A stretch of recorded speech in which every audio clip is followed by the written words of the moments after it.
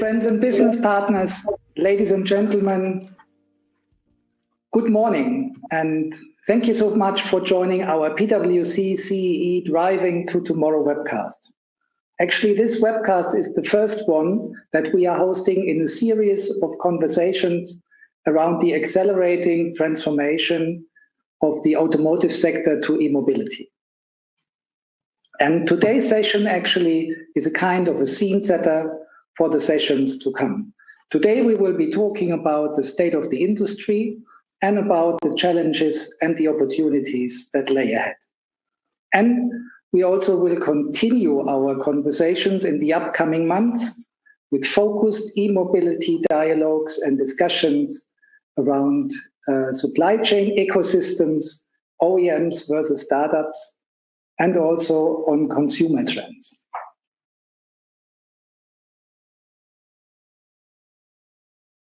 Whilst global sales declined by around 14%, as mentioned, the EV market recorded an outstanding growth of 46% globally to more than 4.7 million cars. Globally, sales of battery electric vehicles rose by 40% last year, and plug-in hybrids by 74%. China still remains the largest market in absolute terms. However, the driver for growth is now Europe. Here, we see battery electric vehicles sales more than doubled, and plug-in hybrid sales grew more than threefold. So the question is why the electric vehicle market seems to be resilient to the negative impacts of the pandemic. Actually, well, difficult to tell whether the pandemic is an accelerator or whether it is a blocker for e-mobility or whether it is both. Yeah? The EU CO2 emission targets at least are pushing for fleet electrification. And for several years, governments have been trying to sow the seeds through very generous state aid incentives. And this policy of incentivization is continuing, but incentives only can take a market to a certain level. So obviously the consumer demand is currently driving the vehicle market, specifically in Europe. So the question is, why is that? And one of the reasons is that OEMs are now launching high attractive products to the market with improved battery performance and up-to-date technology put into the cars. It is also about the mass rollout of charging stations. And this is coming into play now in Europe, but also globally. If we have a look at the electric vehicle forecast in production now, and it shows a strong growth rate in Europe, including Central and Eastern Europe.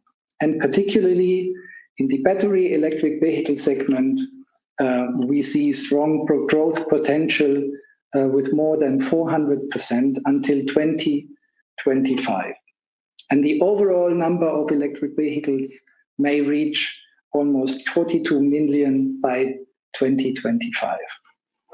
The CEE share is forecasted to be up to 1 million, which would be 4 times more than in the last year.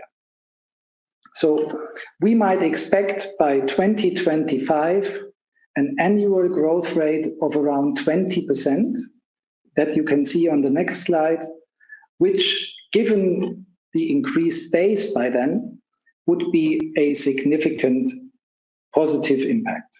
And in order to be able to satisfy the expected demand, a focus also has to be on the battery production. And there is currently actually lots of activity in that.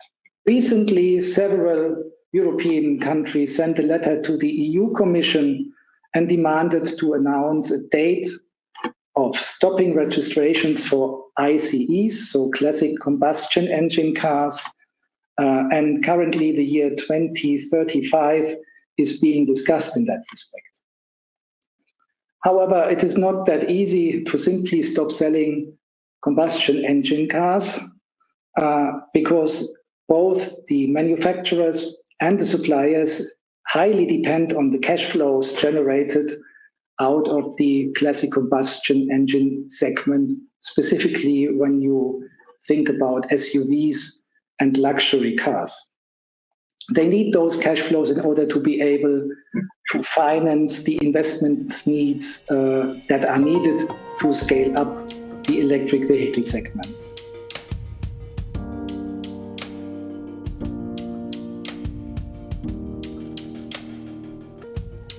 What are the key drivers which accelerate or decelerate market dynamics now in the post-COVID era? Well, for us, we always look mainly at 3 or 4 indicators. One is on top line, of course, how is the overall car park developing? And you can see here basically that in Europe, we are somewhat conservative that over the next 15 years, car park growth will be rather flat, while in the US and in China, car parks will still grow. What is basically driving the forecast for electric and automated? In a nutshell, there is not one specific point in time where electric vehicles will basically dominate all markets, but it really very much depends on the vehicle segment and also, of course, on the range you're looking at. So we do see there a preference for people still in the light of post-COVID to own your own vehicle, and if they don't have the money to buy a new car,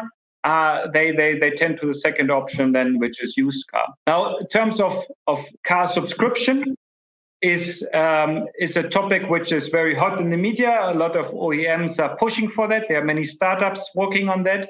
Interestingly, you do see in China and also in the US an openness towards car subscription. In Germany, it's still only at 8%. Which is rather low and indicating that there's still much more education in the market needed to actually convince people to also try out these type of new modes of car subscriptions. What can we learn as automotive players in that future 2035? We believe you need to play a combination of a defense and an attack game, as we call it. So there are certain things like restructuring your case investment portfolio, very much now looking at OEMs, and cut down maybe some of the investments you did on mobility, but then rather double down on one specific area like Volkswagen is doing now with the electric powertrains, and rather improve and increase investments there to become get into a leading position.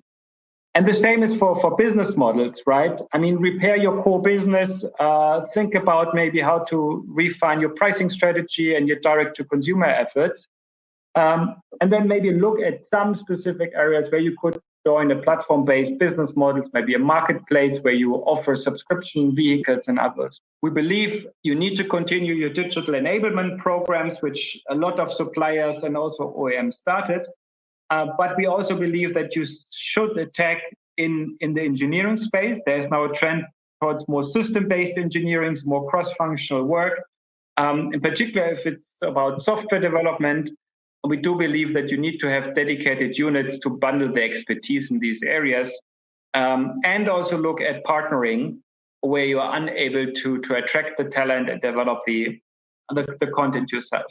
I believe there is, on one hand, there is a great potential for the industry. On the other hand, there is a challenge coming from the consumers who want more with less money, so to say. So I guess the challenge will be specifically in the battery segment and in the software connectivity segment to scale that up to be competitive going forward and to be attractive from a price perspective. Yeah.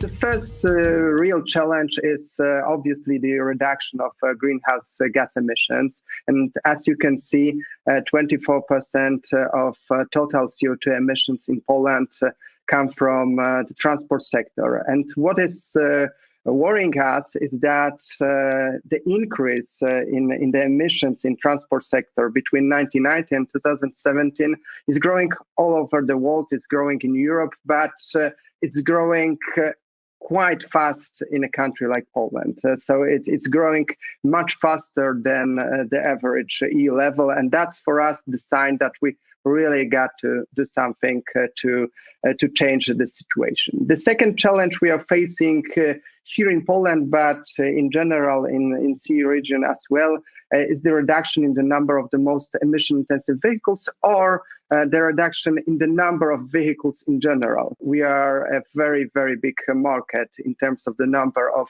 passenger vehicles. Unfortunately, mostly ICE vehicles, not electric ones.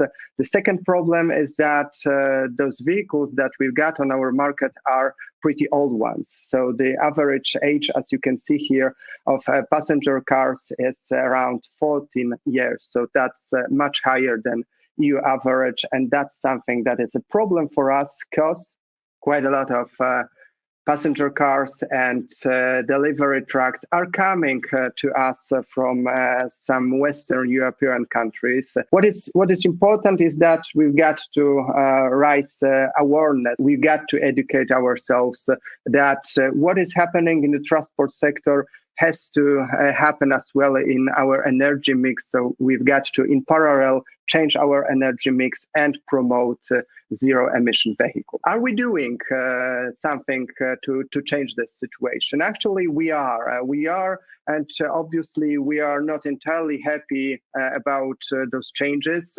They are not enough, but still, it's worth underlining that the situation is changing. Since 2018, we got Act on Electromobility here in Poland, and you can find a couple of incentives for battery electric vehicle owners. For example, free of charge parking, possibility to use bus lanes, or unlimited access to clean transport zones.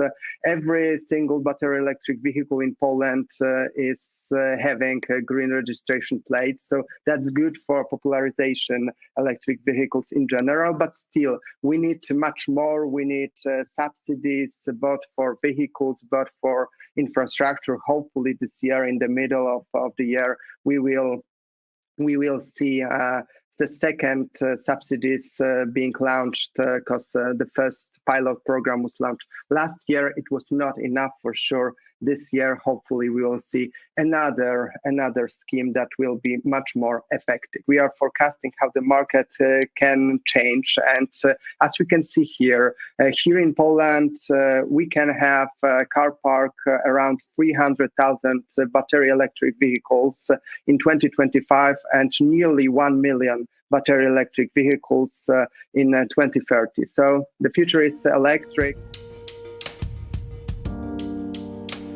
Undermining preferences of people are not changing so much. So there is now some reluctance to use shared mobility and public transport given the infection risk.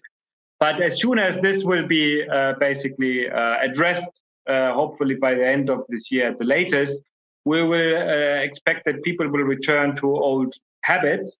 What will change is that people realize that remote working is actually also working. And therefore, we believe that total transport volumes also for traffic, for commute and so on, will slightly reduce. And we also believe that cities realize that with certain government policies, be it either incentives to incentivize shared driving and share commuter car, or alternative powertrains, but also restrictions, increasing city modes and the likes, will actually enable them to effectively change behavior beyond the intrinsic motivation of a person. So we believe that this will have the biggest impact in the near term to shift people to alternative powertrains with incentives, and also more into the shared and alternative modes of transport, to ultimately accelerate the desperately required urban transport revolution, at least at the urban cities and the urban mobility.